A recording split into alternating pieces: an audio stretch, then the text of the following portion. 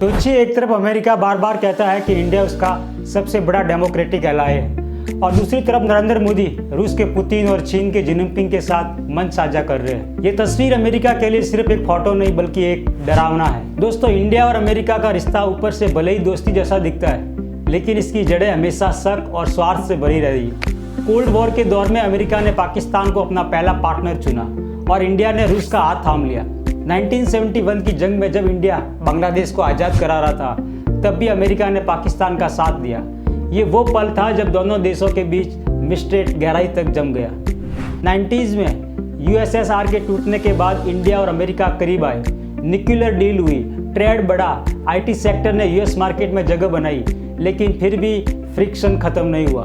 Trump के दौर में इंडिया को टैरिफ किंग कहा गया। HIV वीजा रूल्स ने इंडियन आईटी को झटका दिया। बाइडेन के दौर में यूक्रेन वॉर पर प्रेशर डाला गया, लेकिन इंडिया ने साफ कर दिया कि नेशनल इंटरेस्ट पहले है।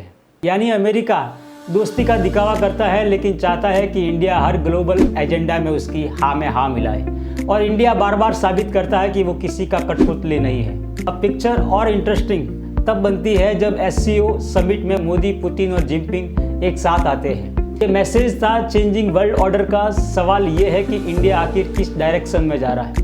क्या वो दो नाव की सवारी हमेशा कर पाएगा या फिर किसी दिन उसे साफ साफ सूझ करना पड़ेगा।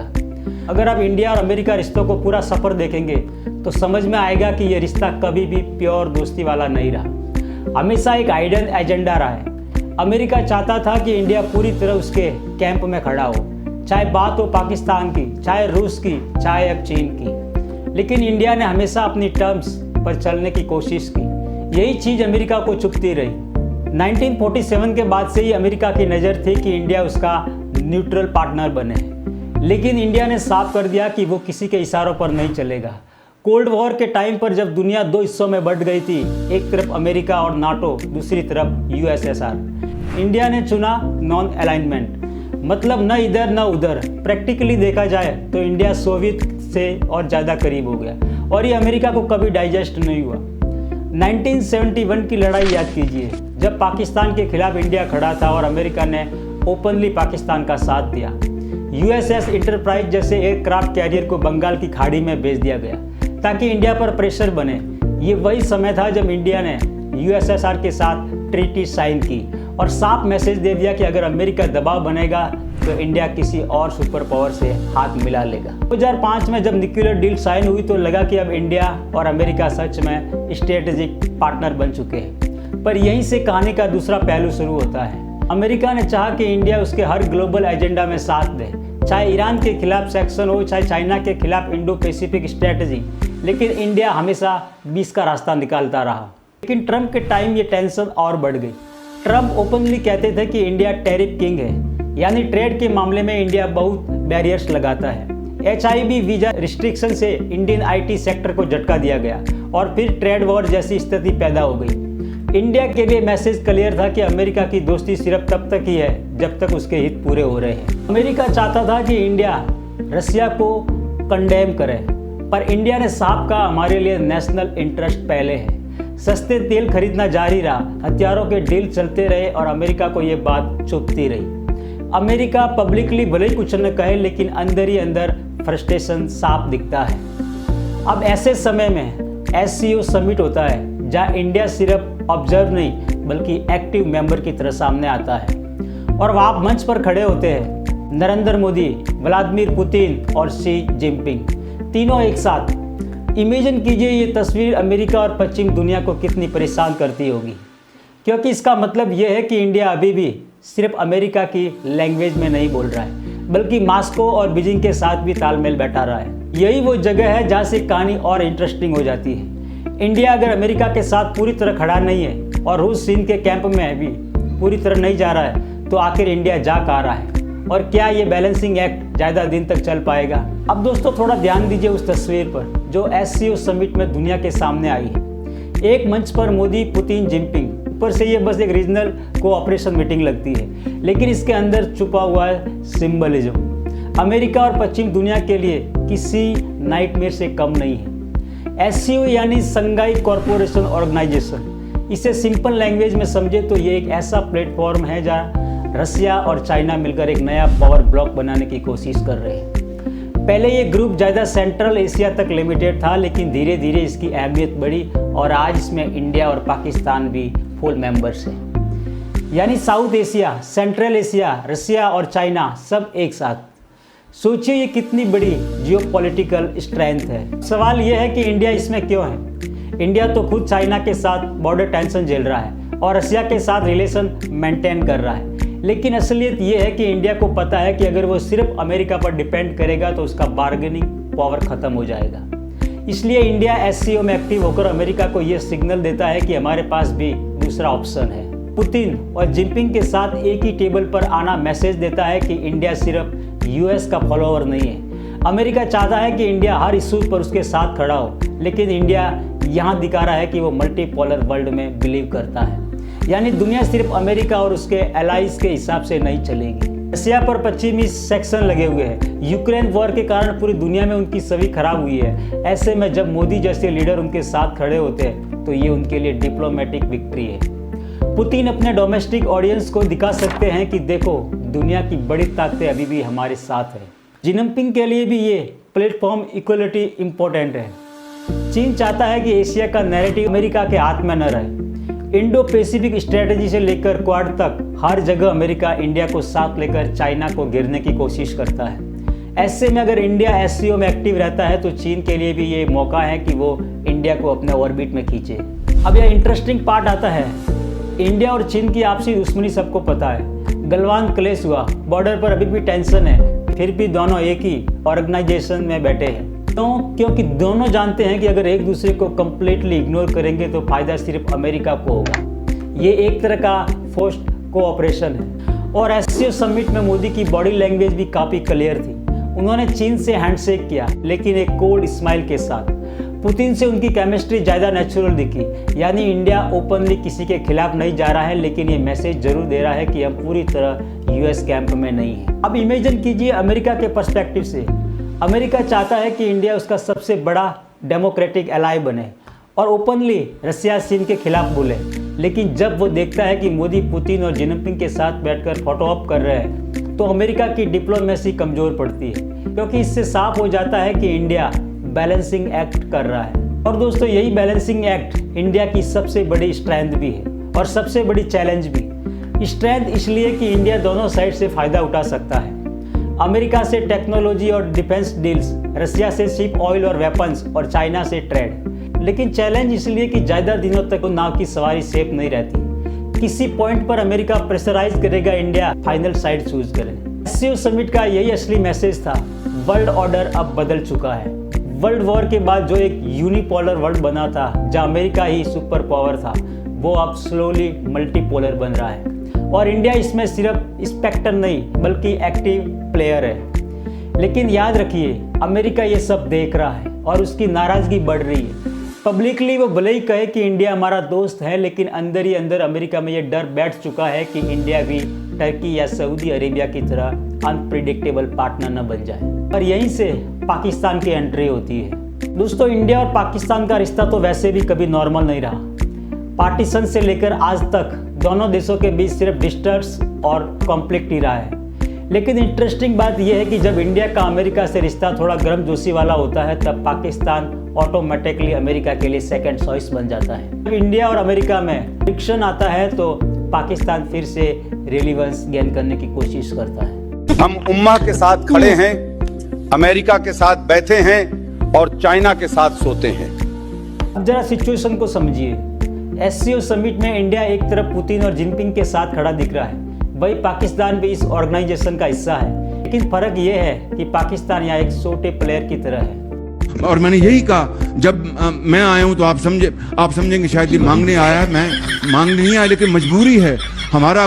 जिस तरह माजी में 75 साल में आपने हमारा हाथ बटाया है, कुछ अर्सा आप हाथ बटा दें तो मैंने कहा मैं वादा करता हूं कि इंशाअल्लाह हम पूरी कौम हम मिलकर दिन रात मेहनत करेंगे, पसीना गरम। उसके पास न तो इकोनॉमिक पावर है, न ही ग्लोबल क्लाउड। उसकी पूरी फॉरेन पॉलिसी बेसिकली चाइना और अमेरिका के बीच बैलेंस करने की कोशिश में फंसी रहती है। अमेरिका के लिए पाकिस्तान हमेशा ही एक कन्वीनियंट पार्टनर रहा। कोल्ड वॉर में उसके पाकिस्तान को मिलिट्री और फाइनेंशियल एड दी। अफगानिस्तान वॉर के समय पाकिस्तान उसका लॉजिस्टिक बेस बन गया और आज भी अमेरिका पाकिस्तान को एक यूजफुल स्टेट मानता है क्योंकि वो अफगानिस्तान और तालिबान के इक्वेशन को इन्फ्लुएंस कर सकता है। लेकिन इंडिया के लिए ये हमेशा सिरदर्द रहा, चाहे 1965 का वॉर हो या 1971 का। हर जगह पाकिस्तान इंडिया के खिलाफ एग्रेसिव दिखाया और अमेरिका ने उसे किसी न किसी तरह सपोर्ट किया, कभी ओपनली कभी क्वार्टरली। अब आज की हालत देखिए, पाकिस्तान की इकोनॉमिक कोलैप्स के कंगार पर है। IMF से लोन लेने के लिए वो बार बार अमेरिका की तरफ देखता है और चाइना से CPEC प्रोजेक्ट के लिए फाइनेंशियल और इंफ्रास्ट्रक्चर सपोर्ट लेता है। यानी पाकिस्तान पूरी तरह एक्सटर्नल पावर्स पर डिपेंडेंट है। लेकिन फिर भी जब इंडिया का अमेरिका से संघर्ष होता है तो पाकिस्तान की उम्मीद बढ़ जाती है कि शायद अमेरिका उसे फिर से इम्पोर्टेंस देगा। इधर इंडिया और अमेरिका के बीच रसिया यूक्रेन इशू पर फ्रस्ट्रेशन चल रहा है। अमेरिका चाहता था कि इंडिया रसिया से ऑयल और वेपन्स डील बंद करे, पर इंडिया ने साफ मना कर दिया। ऐसे में पाकिस्तान अवसरवादी की तरह एक्ट करता है। वो अमेरिका को ये सिग्नल देता है कि अगर इंडिया पूरी तरह तुम्हारे साथ नहीं है तो हम तो है, हमें मिलिट्री ऐड दो, हमारे साथ डिफेंस डील करो और साउथ एशिया में अपना इन्फ्लुएंस मेंटेन रखो। अब यहाँ से एक और टेंशन पैदा होती है। इंडिया को पता है कि पाकिस्तान हमेशा किसी न किसी सुपर पावर का प्रॉक्सी बनकर एक्ट करता है, पहले अमेरिका फिर चाइना और अब दोनों का मिक्स। और ये बात इंडिया के लिए डेंजरस है। लेकिन दोस्तों यह कड़वी सच्चाई ये है कि पाकिस्तान भले ही वीक हो लेकिन वो हमेशा इंटरनेशनल पावर्स के लिए यूजफुल बना रहेगा। यानी अगर इंडिया अमेरिका से ओपनली फाइट करता है या डिस्टेंस बढ़ाता है तो पाकिस्तान ऑटोमेटिकली अमेरिका के करीब आ जाएगा और ये चीज़ इंडिया की फॉरेन पॉलिसी के लिए सबसे बड़ा खतरा बन सकती है। क्योंकि इमेजिन कीजिए, एक तरफ SCO में इंडिया बैलेंसिंग एक्ट कर रहा है, दूसरी तरफ अमेरिका और पाकिस्तान का बोनोहमी बढ़ने लगे तो दिल्ली की डिप्लोमेसी प्रेशर कुकर में फंस जाएगी। आज पाकिस्तान पब्लिकली कहता है कि वो न्यूट्रलिटी चाहता है लेकिन प्रैक्टिकली वो चाइना के साथ खड़ा है। CPEC उसका लाइफलाइन है, ग्वादर पोर्ट उसका फ्यूचर ड्रीम है और अगर उसे अमेरिका से भी कुछ मिल जाता है तो उसके पास डबल लिवरेज होगा। ये इंडिया के लिए सीधा सीधा डबल ट्रबल है। दोस्तों सवाल ये उठता है कि आने वाले सालों में इंडिया का रास्ता क्या होगा? क्या इंडिया हमेशा की तरह बैलेंसिंग एक्ट करता रहेगा, कभी अमेरिका के करीब, कभी मॉस्को और कभी बीजिंग के साथ, या फिर किसी पॉइंट पर उसे साफ साफ साइड चूज करनी पड़ेगी? देखिए, इंडिया की फॉरेन पॉलिसी को अगर एक शब्द में डिफाइन करना हो तो वो है स्ट्रेटेजिक ऑटोनॉमी। मतलब इंडिया अपने डिसीजन खुद लेगा, किसी की डायरेक्शन पर नहीं चलेगा। रीजन है कि जब पूरी दुनिया रसिया यूक्रेन वॉर में डिवाइडेड हो गई, इंडिया ने साफ कहा कि हम न्यूट्रल रहेंगे और अपने नेशनल इंटरेस्ट को प्राथमिकता देंगे। रसिया से ऑयल लेना है तो लेंगे, डिफेंस डील करनी है तो करेंगे। लेकिन ग्राउंड रियलिटी ये है कि बैलेंसिंग एक्ट हमेशा इजी नहीं रहने वाला। अमेरिका ओपनली इंडिया पर प्रेशराइज कर रहा है कि वो इंडो पैसिफिक स्ट्रेटजी में और एक्टिवली पार्टिसिपेट करें, क्वाड का हिस्सा बनकर चाइना को काउंटर करें, ट्रेड बैरियर्स हटाए और डिफेंस कॉरपोरेशन बढ़ाए। लेकिन प्रॉब्लम यह है कि अगर इंडिया पूरी तरह US कैंप में चला जाता है तो रसिया एलिनिएट हो जाएगा और चाइना हॉस्टिलिटी बढ़ा देगा। दूसरी तरफ SCO और ब्रिक्स जैसे प्लेटफॉर्म्स है जहाँ इंडिया चाइना और रसिया के साथ बैठता है। यहाँ इंडिया दिखाता है कि वो सिर्फ वेस्टर्न ब्लॉक का हिस्सा नहीं है, लेकिन इस तरफ ज़्यादा लीन करने का मतलब ये होगा कि अमेरिका और उसके एलाइज जैसे European union, Australia, Japan India से डिस्टेंस बनाने लगेगी और इंडिया की इकोनॉमी को इन वेस्टर्न पार्टनर्स की ज़रूरत भी है। यानी इंडिया एक टाइट रोप वॉक कर रहा है। उसे US से टेक्नोलॉजी चाहिए, इन्वेस्टमेंट चाहिए, डिफेंस कोलैबोरेशन चाहिए, रसिया से सस्ते तेल और हथियार चाहिए और चाइना से ट्रेड भी चलाना है, भले ही बॉर्डर पर टेंशन क्यों न हो। अब इमेजिन कीजिए, अगर कल को अमेरिका इंडिया से साफ डिमांड करे कि या तो हमारे साथ खड़े हो या फिर हमारे खिलाफ समझे जाओ, उस स्थिति में इंडिया के लिए सबसे बड़ा डायलेमा होगा, क्योंकि अगर इंडिया US को इग्नोर करता है तो उसे ग्लोबल मार्केट और टेक्नोलॉजी से आइसोलेशन का खतरा होगा। यानी इंडिया के पास अभी दो ऑप्शन है। पहला, वो अपनी मल्टी अलाइनमेंट पॉलिसी जारी रखे, मतलब सभी से रिश्ता रखो लेकिन किसी से पूरी तरह जुड़ो मत। ये शॉर्ट टर्म में फायदे का सौदा है लेकिन लॉन्ग टर्म में रिस्क भी है, क्योंकि सुपर पावर्स ज़्यादा दिन तक कंफ्यूजन का टॉलरेट नहीं करेगी। दूसरा ऑप्शन है कि इंडिया धीरे धीरे क्लियर साइड चूज करे और लॉजिकली देखे तो चांस ज़्यादा है कि इंडिया इवेंचुअली अमेरिका और उसके एलाइज के साथ अलाइन करेगा, क्योंकि चीन के साथ उसकी राइवलरी इतनी गहरी है कि बीजिंग के साथ पार्टनरशिप प्रैक्टिकली इम्पॉसिबल है। रसिया अकेले इंडिया का काम नहीं चला सकता और उसकी इकोनॉमी भी कमज़ोर होती जा रही है। ऐसे में अगर इंडिया को 21वीं सदी में ग्लोबल पावर बनना है तो उसे यूएस लीड ब्लॉक के साथ जाना ही पड़ेगा। लेकिन ट्विस्ट ये है कि इंडिया तुरंत ऐसा नहीं करेगा।